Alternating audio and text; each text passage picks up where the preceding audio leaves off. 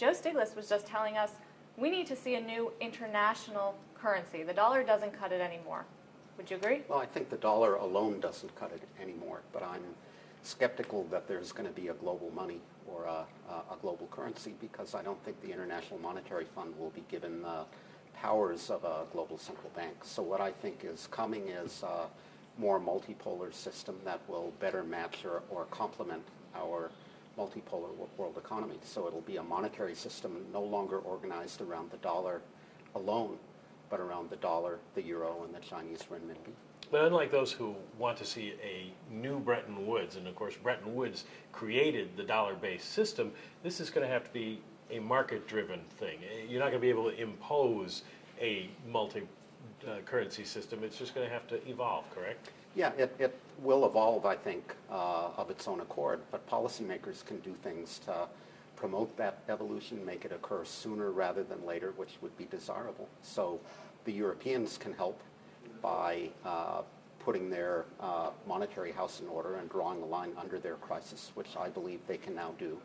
The Chinese can help by continuing to internationalize their currency.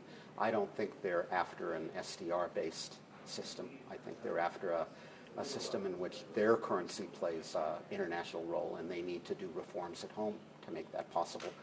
And most importantly, I think, of all, the United States needs to put its fiscal house in order so that there doesn't eventually come a crisis of confidence in the greenback.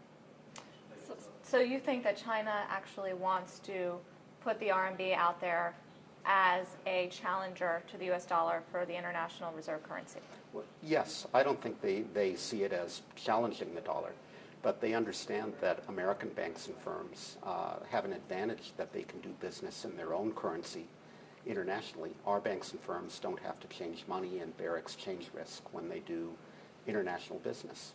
Chinese banks and firms would be more competitive if they could do international business in their own currency as well.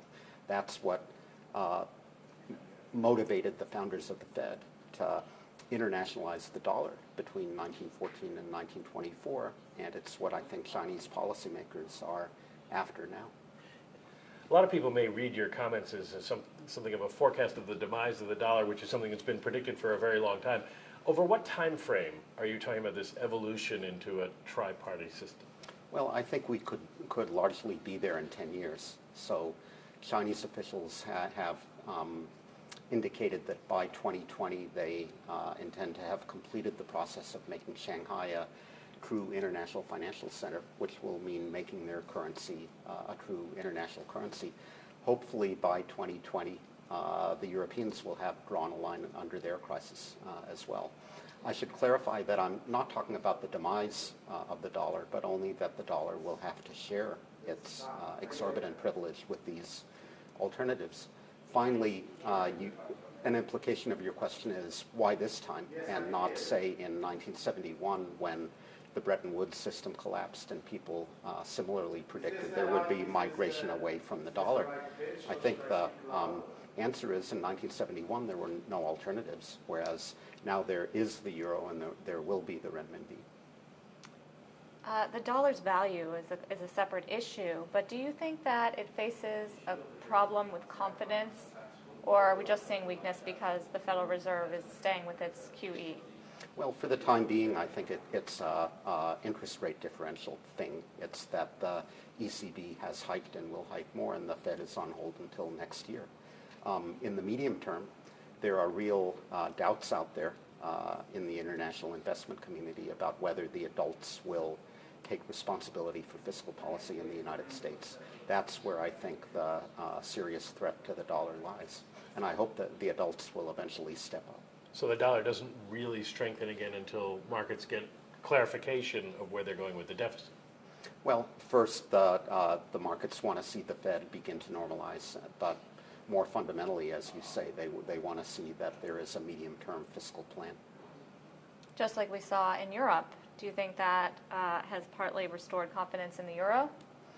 I think that fully restoring confidence in the euro will require dealing first with Europe's banking system, where they've now begun. I think this week the European Banking Authority indicated that they were going to do serious stress tests, that they were going to hold the German banks in particular to demanding capital standards. So that's good news. If it's followed now by debt restructuring in Southern Europe, as I think it will be, the euro will be on the road to recovery.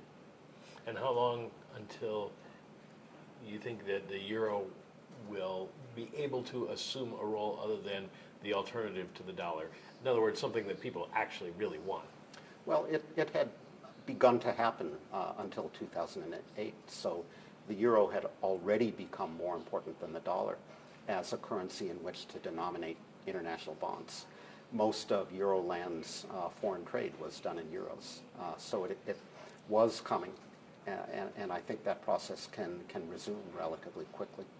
What's your feeling these days on capital controls and what sort of danger they present to the system, if at all? Well, I think it's been progress that capital controls have become more respectable. I view them as a form of supervision and regulation of your financial system. You want to use normal instruments of regulation, and if they're not strong enough to deal with the flood of cheap money, hot money coming into your economy, you want to back them up with capital controls. So that's what the Brazilians have done. For example, their controls are transparent, they're market-based. I think that's the kind of thing we want to see countries do. We've heard different views on this. We were talking to George Soros yesterday. He said that Brazil made a mistake and there is a limit to capital controls, and they could be very dangerous. Well, I don't see the dangers having materialized. It would be a mistake to assume that capital controls can solve all your problems. You're going to have to do other things like tighten fiscal policy, which the Brazilian government has now acknowledged that it's going to do. The central bank needs to raise interest rates and do its part. So I would agree with George that capital controls are not a panacea. I wouldn't go as far as to say they've made Brazil's or the globe's problems worse.